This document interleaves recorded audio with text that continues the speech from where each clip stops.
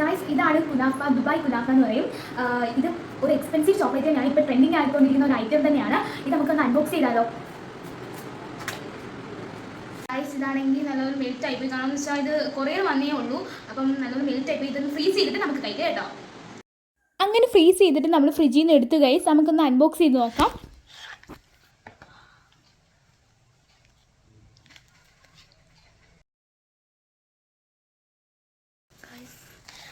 ഇതാണ് കുനാഫ, ദുബായ് കുനാഫ. നമുക്ക് ട്രൈ നോക്കാം. ഇത് അരിഞ്ഞു പോയി ഫ്രീസറിൽ വെച്ചിട്ട് കട്ട് ചെയ്തിട്ടാണ് ഞാൻ കഴിക്കുന്നത് തന്നെ. അപ്പോൾ ഇത് ട്രൈ നോക്കാം.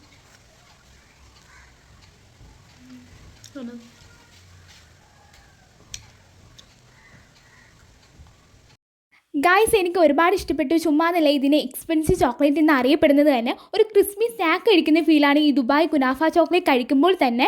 ഞാൻ ഫ്രിഡ്ജിൽ വെച്ചപ്പോൾ കുഴപ്പമില്ലായിരുന്നു, അത് കഴിക്കുന്നതിൻ്റെ ഇടയിൽ തന്നെ മെൽറ്റും ആയിപ്പോയി. പക്ഷെ കൊള്ളായിരുന്നു ഗൈസ്, എനിക്ക് ഒരുപാട് ഇഷ്ടപ്പെട്ടു.